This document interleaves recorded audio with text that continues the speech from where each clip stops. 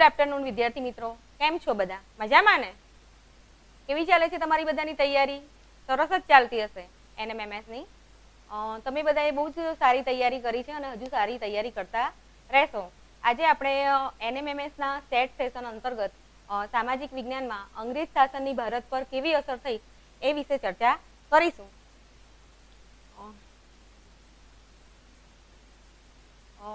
તમે વિદ્યાર્થી મિત્રો તમે જાણતા જ હશો કે આપણો ભારત દેશ જે છે એ પ્રાચીન સમયથી જ એની જાહો જલાલી દેશ વિદેશમાં ખૂબ જ ફેમસ હતી અને દેશ વિદેશમાં અહીંની ચીજ વસ્તુઓની ખૂબ જ માંગ રહેતી હતી.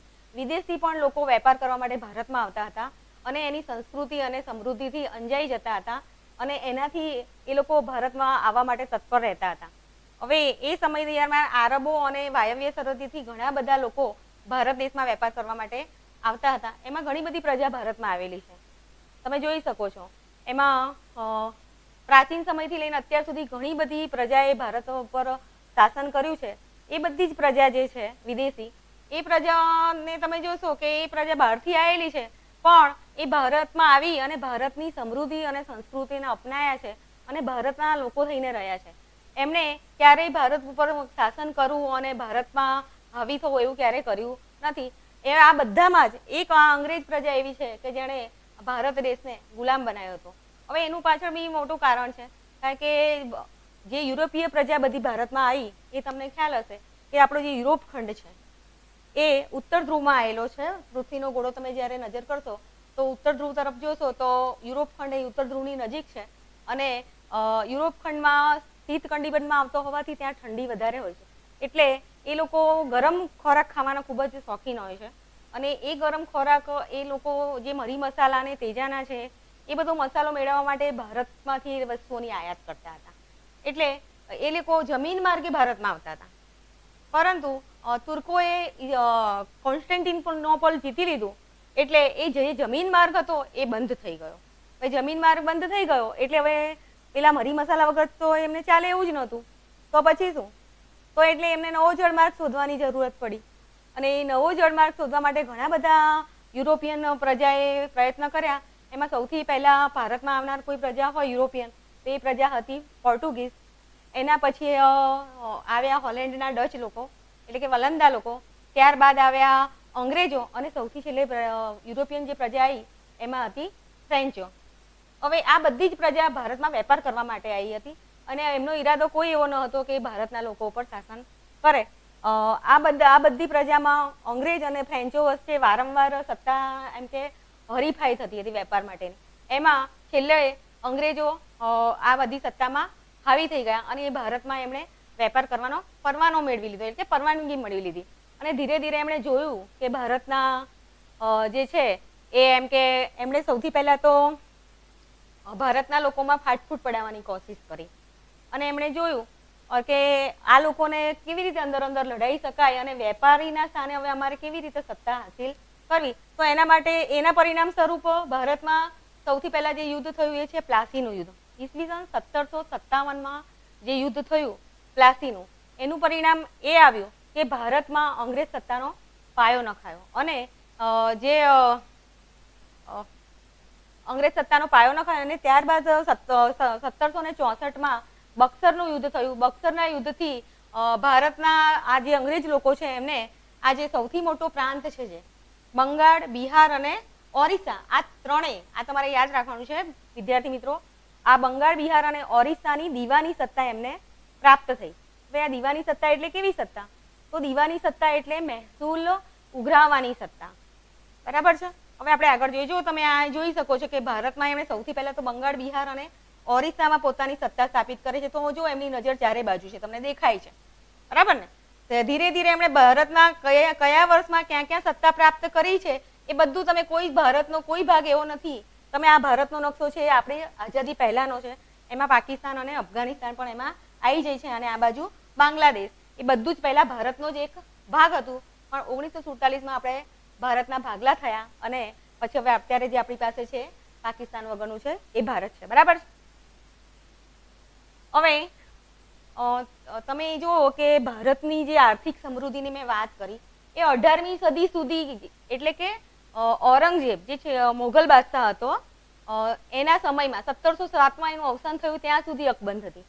ત્યાર પછી ભારતની પડતીની શરૂઆત થઈ છે. ત્યાં સુધી તો ભારતની જે જાહો જલાલી હતી એ અકબંધ હતી. ભારતના જે ઇતિહાસકારો છે, વિશ્વના ઇતિહાસકારો, એ લોકો પણ એવું માને છે કે ભારતનો જે ઉત્પાદન સંસ્થા છે, ઉત્પાદન થતો માલ, એના બજારો છે, એની તોલે કોઈ આવી શકે નહીં. બરાબર. ત્યાર પછી 18મી સદી પછી એની આ પાયમાલીની શરૂઆત થાય છે અને ભારતના લોકોનું એમણે 100 વર્ષમાં એટલું બધું શોષણ કરી અને ભારતના લોકોને ગુલામ બનાવ્યા. એમણે સૌથી પ્રથમ તેમણે બંગાળ, બિહાર અને ઓરિસ્સાની દીવાની સત્તા પ્રાપ્ત થઈ.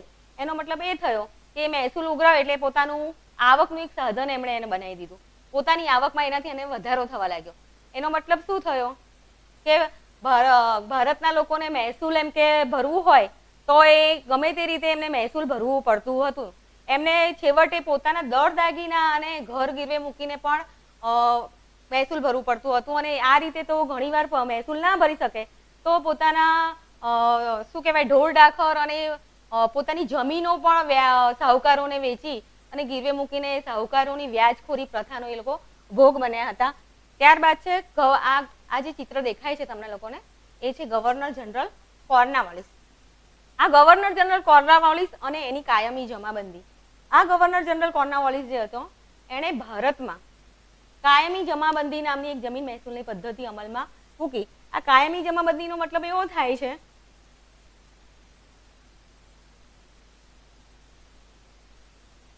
કે જમીનનું જે મહેસૂલ છે એમને કાયમ માટે નક્કી કરી દીધું અને જમીનના જે બધા જ હકો છે એમણે જમીનદારોને હસ્તક કરી દીધા. એટલે આમ એમને આખું વર્ષની એમની આવક નિશ્ચિત થઈ ગઈ અને એમને જમીનદારો જે એમની પડખે ઉભા રહે એવો એક વર્ગ એમની પાસે પ્રાપ્ત થયો. બરાબર છે. જમીનદારને કાયમી એમણે જમીનના હકો આપી દીધા. આનાથી સ્થિતિ શું થઈ કે ગમે તેવી પરિસ્થિતિ હોય છતાં પણ ખેડૂતોને એ જમીન મહેસૂલ ભરવું પડતું. વધારે દુકાળ પડે છતાં પણ એને પોતે તનતોડ મહેનત કરીને પણ એને આ જમીન મહેસૂલ ભરવું પડતું હતું. કારણ કે કાયમ માટે નક્કી કરી પાક થાય કે ના થાય છતાં પણ એમને આ જમીન મહેસૂલ ભરવું પડતું હતું. આમ ખેડૂતોની સ્થિતિ આ કોર્નવાલિસની કાયમી જમાબંધીના સમયમાં ખૂબ જ એમ કે કથળી ગઈ અને ખેડૂત વધારે ને વધારે કંગાળ બની ગયો. બરાબર છે.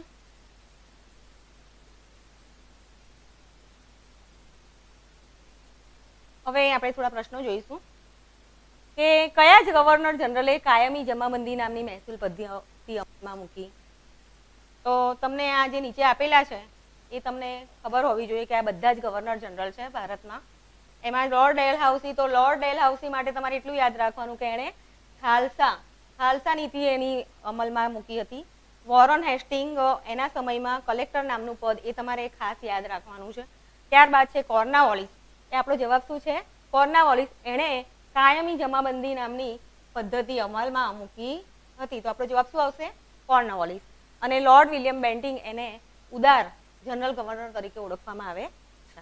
ત્યાર પછી છે બીજો પ્રશ્ન છે, બક્સરના યુદ્ધ પછી અંગ્રેજોને કયા રાજ્યની દીવાની સત્તા પ્રાપ્ત થઈ? તો મેં તમને હમણાં જ નકશામાં બતાવ્યું કે બક્સરના યુદ્ધ પછી કયા રાજ્યની દીવાની સત્તા પ્રાપ્ત થઈ? તો તમને બધાને ખબર છે બંગાળ, બિહાર, ઓરિસ્સા, આ ત્રણેય આવશે. તો જવાબ શું આવશે આપણો? એ નહીં આવે, બી નહીં આવે, તો આપણો જવાબ શું આવશે? જવાબ આપણો આવશે સી. બરાબર છે. કારણ કે એ અને બી આ બંને બંગાળ, બિહાર અને ઓરિસ્સા, એટલે આપણો જવાબ આવશે સી. બરાબર.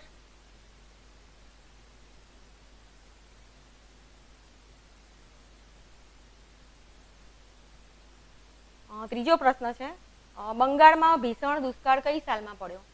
જે વખતે કાયમી જમાબંધી અમલમાં મૂકી હતી એ સમય દરમિયાન, એટલે કે 1770ની સાલમાં, ઈસવીસન 1770ની સાલમાં એ કાયમી જમાબંધીના સમય દરમિયાન જ બંગાળમાં ભયંકર દુકાળ પડ્યો હતો અને લાખો લોકો ભૂખમરાના કારણે મરી ગયા હતા. તો કઈ સાલ આવશે?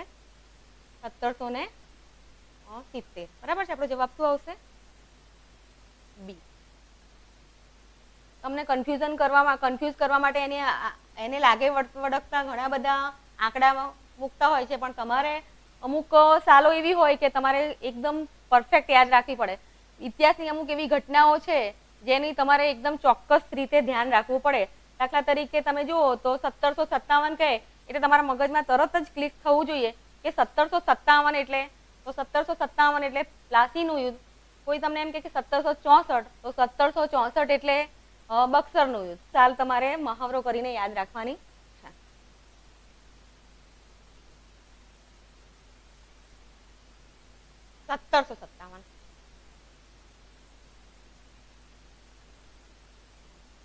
હવે વોરન હેસ્ટિંગ.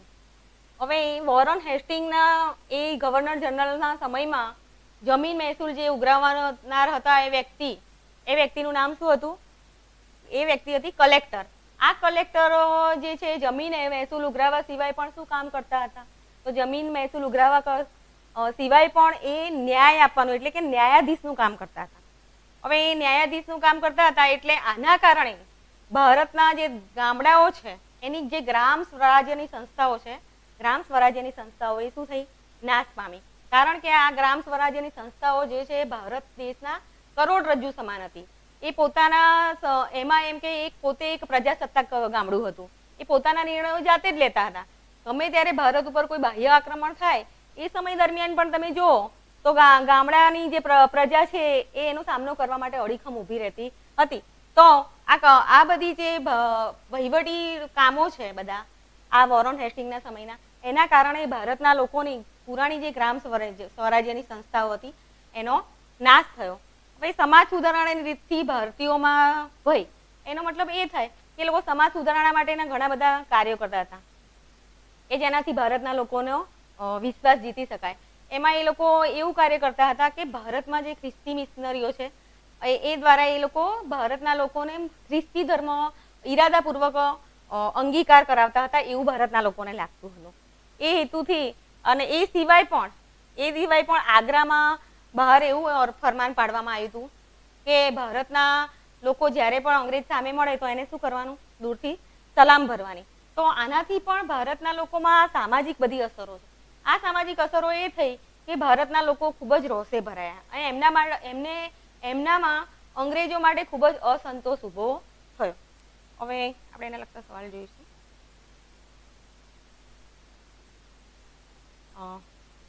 સવાલ એ છે કે અંગ્રેજ શાસન પહેલા દેશની કરોડરજ્જુ કોને ગણવામાં આવતી હતી?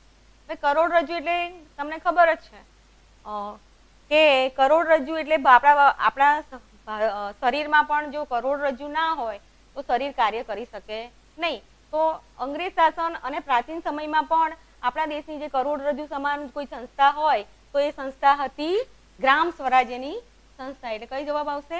ગ્રામ સ્વરાજ્યની.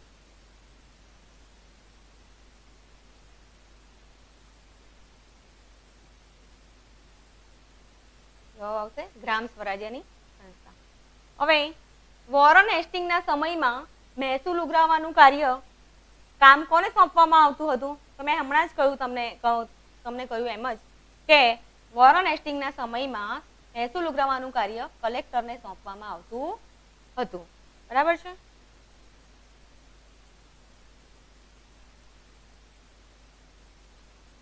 હવે ભારતીય વેપાર ઉદ્યોગોનો વિનાશ. આ વેપાર ઉદ્યોગો ઉપર ભારતના લોકોને કેવી અસર થઈ અંગ્રેજ શાસનથી? એવા આપણે જોઈએ તો કે પહેલાના સમયમાં ભારતની જે કિંમતી ચીજ વસ્તુઓ હતી એ ભારતના લોકો જે છે જે કાપડ, જે કાચો માલ છે તેનામાંથી પ્રોસેસ કરી અને વ્યક્તિને ઉપયોગ કરવા માટે ઉપયોગ કરી શકાય એવી જે પ્રોસેસ કરીને બનાવવામાં આવે એને શું કહેવાય? પાકો માલ. એની પર પ્રોસેસ કરવામાં આવતી. દાખલા તરીકે તમે જુઓ તો કપાસ શું થાય? તો કપાસ એ કાચો માલ છે અને એના પર પ્રોસેસ કરીને આપણે શું બનાવીએ છીએ? સુતરાઉ કાપડ. બરાબર છે? તો એ જે સુતરાઉ કાપડ છે એની સુતરાઉ જે કાપડ છે ભારતનું, એ આખા યુરોપ અને એશિયાના દેશમાં કોઈ પૂરું પાડતું હોય તે કોણ હતું? એકમાત્ર ભારત. એ સિવાયમાં ભારતમાં બીજી કઈ વસ્તુ એવી હતી કે જે વિદેશમાં નિકાસ થતી હતી? તો ભારતમાં બીજી એવી વસ્તુ હતી મલમલ છે, ઊન છે, પછી ભારતનું શણના રેસામાંથી કોથળા બને. ખબર છે વિદ્યાર્થી મિત્રો તમને? તો એ જે શણ છે એ બધાની પણ ભારતના બહારના દેશોમાં, વિદેશમાં ખૂબ જ એની માંગ હતી. આ સિવાય ભારતની મીઠું અને સાકર પણ વિદેશમાં ખૂબ જ નિકાસ થતું હતું અને એના બદલામાં આટલી બધી વસ્તુની ચીજ વસ્તુની નિકાસ કરતું હતું અને સામે ભારત સોના ચાંદીની આયાત કરતી હતું. પણ ભારતમાં અંગ્રેજ શાસન આવ્યું તો આખી ગંગા છે ઉલટી વહેવા લાગી. જે સોના ચાંદી જે ભારતમાં ખેંચાઈ આવતું હતું વિદેશથી, એ આખી આખી બાબત ઊંધી થઈ ગઈ અને બધું જ આ ભારતના વેપાર ઉદ્યોગો શું થયા, નાશ પામ્યા. અને આ ચીજ વસ્તુઓની એ શું કરતા હતા તો કે ભારતનો જે કાચો માલ છે અને ભારતના જે રૂપિયા છે એમાંથી એ લોકો શું પોતાના કારખાનામાં વસ્તુનું ઉત્પાદન કરતા અને અહીંયાથી જે માલ ભારતમાં જતો, ભારતમાંથી જે માલ વિદેશમાં જતો એના ઉપર એ લોકો 80% જેટલી લેતા હતા જકાત. જ્યારે ત્યાંથી તૈયાર થઈને જે માલ આવતો એના ઉપર અહીંયાથી જે માલ ત્યાં જતો હતો એના ઉપર બિલકુલ એ લોકો જકાત આપતા ન હતા અને ભારતમાં ત્યાં તૈયાર થયેલા માલ ઉપર એ લોકો ખૂબ જ એમ કે 80% જેટલી એ લોકો જકાત લેતા હતા. અંગ્રેજ શાસનથી આ સ્થિતિમાં ખૂબ જ પરિવર્તન આવ્યું. આના કારણે ભારતના જે ગૃહ ઉદ્યોગો છે, કાચા માલ, બરાબર, એ લોકોની એક જ નીતિ હતી કે ભારતના ભોગે અંગ્રેજોને સમૃદ્ધ કરવા, અંગ્રેજોના જે ઇંગ્લેન્ડના જે બજારો છે એને ધગધગતા કરવા. એના કારણે અહીંયા જે ભારતના જે ગૃહ ઉદ્યોગો છે એ પડી ભાગ્યા. દાખલા તરીકે કાચ બનાવવાનો, કાગળ બનાવવાનો, આ બધા ઉદ્યોગો છે, વહાણ બનાવવાનો, આ બધા ઉદ્યોગોનો હાશ થયો.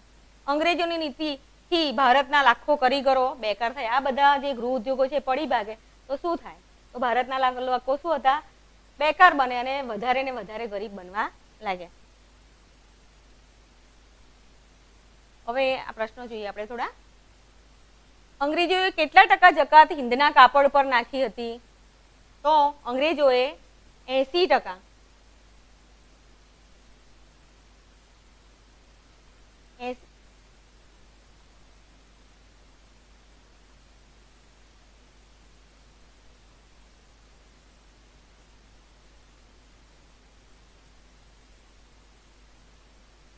80% જકાત ભારતના કાપડ ઉપર નાખી હતી. દુનિયાભરમાં જેની માંગ હતી તે મુલાયમ અને બારીક મલમલ કયા બનતી હતી? તો એ જે ભારતની જે મલમલ હતી એ આખા દુનિયામાં એમ કે પ્રખ્યાત હતી. તમે જુઓ તો આખી એક નાનકડી વીંટીમાંથી પણ આખો એ મલમલનો ટાંકો પસાર થઈ જતો હતો. તો એટલી તો એ બારીક હતી. તો એ ક્યાંથી હતી? તો એ ક્યાંની હતી? તો કે ઢાકામાં. ઢાકાની મલમલ દુનિયાભરમાં ખૂબ જ પ્રખ્યાત હતી અને એની ખૂબ જ માંગ હતી. આપણે આગળ જોઈએ.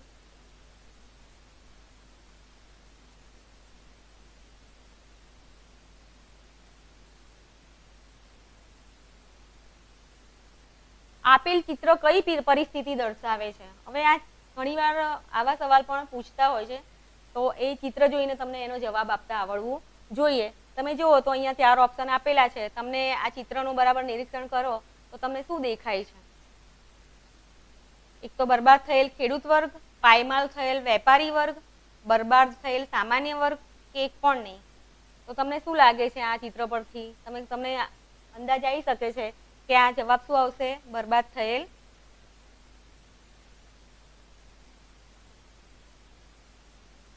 થયેલ ખેડૂત વર્ગ. બરાબર છે?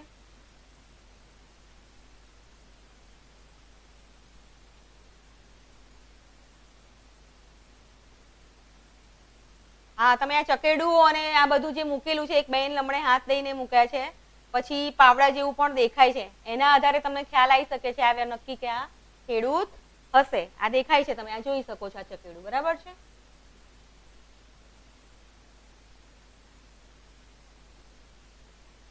ત્યાર પછી જે આપણે ગવર્નર જનરલ વિશે માહિતી મેળવવાની છે, જાણવાનું છે કે એ જે વ્યક્તિ છે ગવર્નર જનરલ, ઉદાર ગવર્નર જનરલ, એના આવવાથી, આ અંગ્રેજના આવવાથી ભારતમાં લોકો પર શી અસર થઈ? તો આ જે ચિત્ર તમને દેખાઈ રહ્યું છે એ છે ગવર્નર જનરલ વિલિયમ બેન્ટિંગનું છે. અને આ ગવર્નર જનરલ વિલિયમ બેન્ટિંગ જ્યારે ભારતમાં આવ્યા ગવર્નર જનરલ તરીકે, ત્યારે ઇંગ્લેન્ડમાં ઉદારમતવાદી વિચારસરણીનો ચાલુ થઈ ગઈ હતી અને એની થોડી ઘણી અસર પણ ભારતમાં હતી. એટલે એ લોકો પણ ભારતના લોકોમાં રસ લેવા લાગ્યા હતા.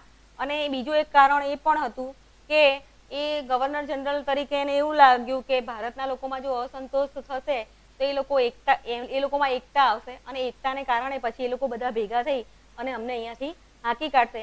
એટલે એમણે પોતાનું ધ્યાન થોડું ભારતના લોકોમાં રાખી અને થોડા સુધારા કરવા તરફ વાળ્યું. તમે જુઓ તો એણે કયા કયા સુધારા કર્યા. એણે ખરેખર ખૂબ સારા સુધારા કરેલા છે. એણે સૌથી પહેલા તો કંપનીના વહીવટમાં ભારતીયોને સ્થાન આપ્યું. એના માટે એણે અંગ્રેજી કેળવણી પર ભાર મૂકેલો છે.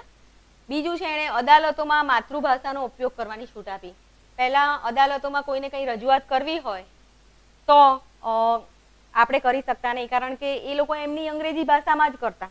એટલે આપણે જો આપણી માતૃભાષામાં આપણે કંઈ કહેવું હોય તો આપણે આપણી કોઈ પણ ફરિયાદ હોય તો એ આપણે કરી શકતા. એટલે એમણે અદાલતોમાં માતૃભાષાનો ઉપયોગ કરવાની છૂટ આપી.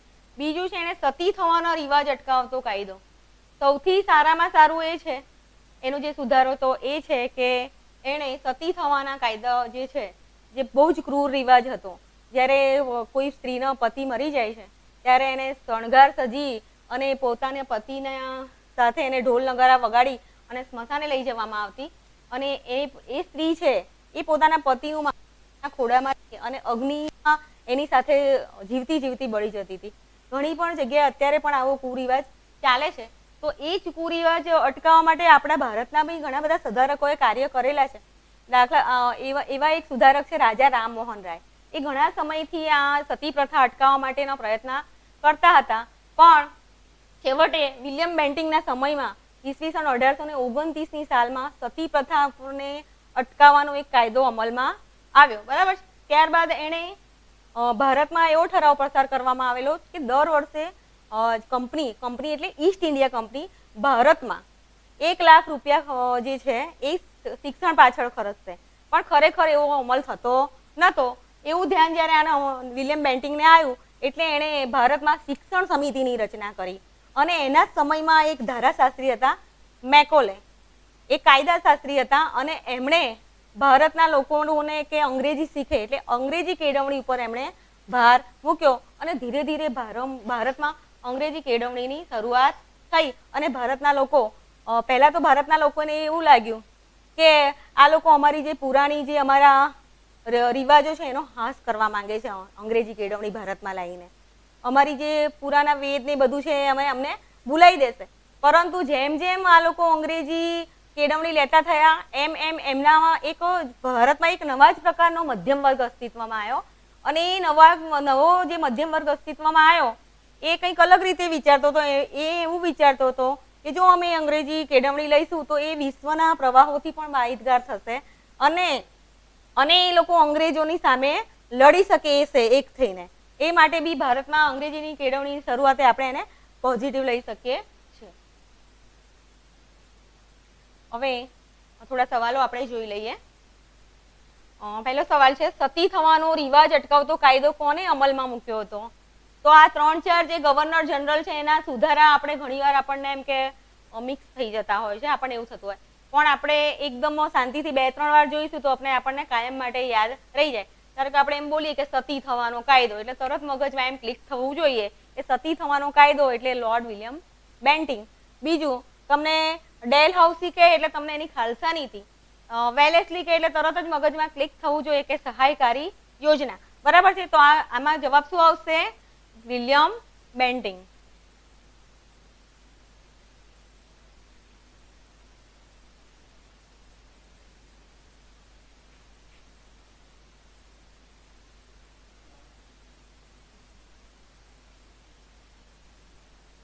ભારતમાં અંગ્રેજી કેળવણી શરૂ કરવાનો વિચાર કોને આવ્યો?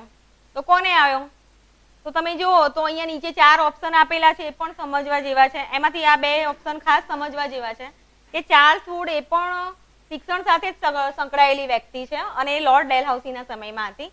અને મેકોલે છે એ પણ એક શિક્ષણ એટલે અંગ્રેજી શિક્ષણને મહત્વ આપનારી વ્યક્તિ છે અને એ કોના સમયમાં હતી? વિલિયમ બેન્ટિંગના. પણ અંગ્રેજી કેળવણીનો જો કોઈને વિચાર આવ્યો હોય તો એ કોણ હતું? મેકોલે. તો જવાબ શું આવશે? મેકોલે. હવે આપેલ ચિત્ર કોનું છે? આપેલ ચિત્ર કોનું છે?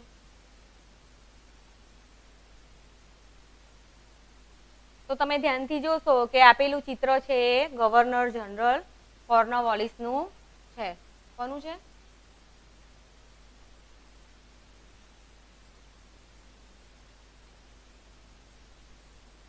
કોર્નવોલિસ એટલે તમારે એક જ વસ્તુ યાદ રાખવાની, કાયમી જમાબંધી.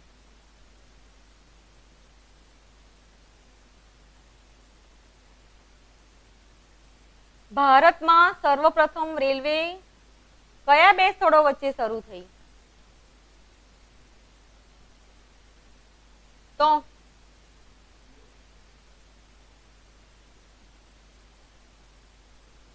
હવે તમે જુઓ તો ભારતમાં એક તો એ વખતે શિક્ષણ માટે અંગ્રેજી કેળવણી તો ભારતના લોકોએ લીધી, પણ એ પછી 1857ની સાલમાં એટલે કે ડેલહાઉસીના સમયમાં 3 યુનિવર્સિટી શરૂ કરવા માટેની અરજી થયેલી છે.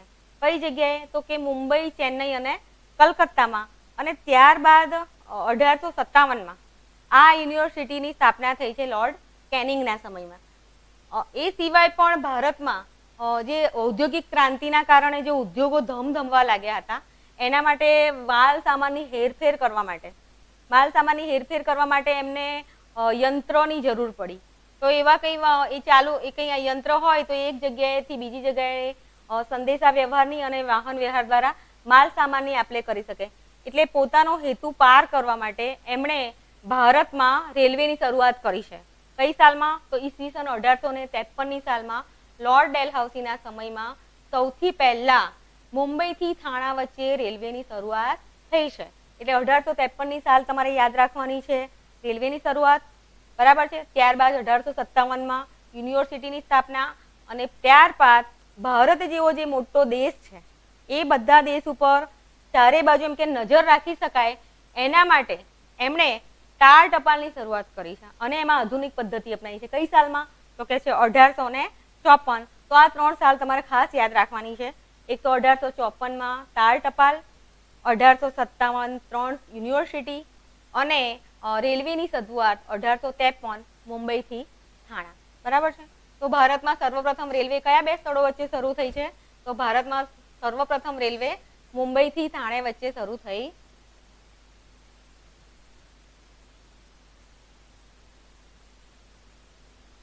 ગાંધીજીએ મેકોલેની અંગ્રેજી શિક્ષણ પદ્ધતિને ગુલામીની કેળવણી કહી છે. આ વિધાન સાચું છે કે ખોટું?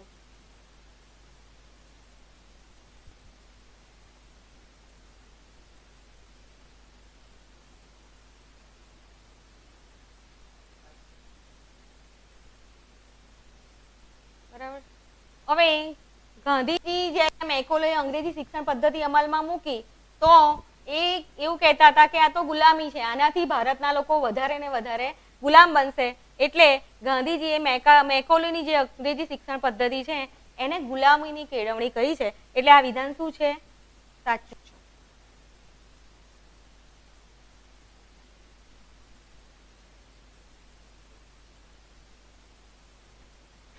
હવે આપેલ ચિત્ર કોનું છે એ તો આપણને બધાને ખબર છે. આ ફરી પ્રશ્ન આવ્યો.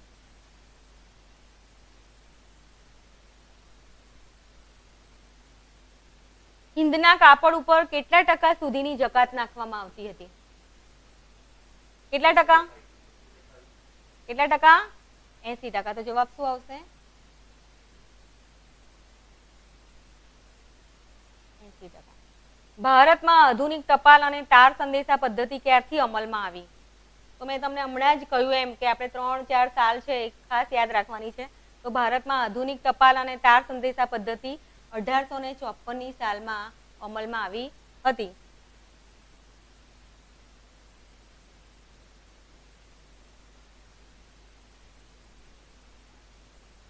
તો વિદ્યાર્થી મિત્રો તમે જોઈ શકો છો કે અંગ્રેજોના આવવાથી ભારતના લોકો પર કેટલી બધી સામાજિક આર્થિક અસરો થઈ છે અને ભારતના ગૃહ ઉદ્યોગો ભાગી પડ્યા છે. લોકો ખેડૂત વર્ગ બેકાર થઈ ગયો છે અને લોકો ગુલામીની અવસ્થામાં જીવતા હતા. હવે મેં તમને આ બધા જ એના લગતા સવાલ તૈયાર કરાયા છે.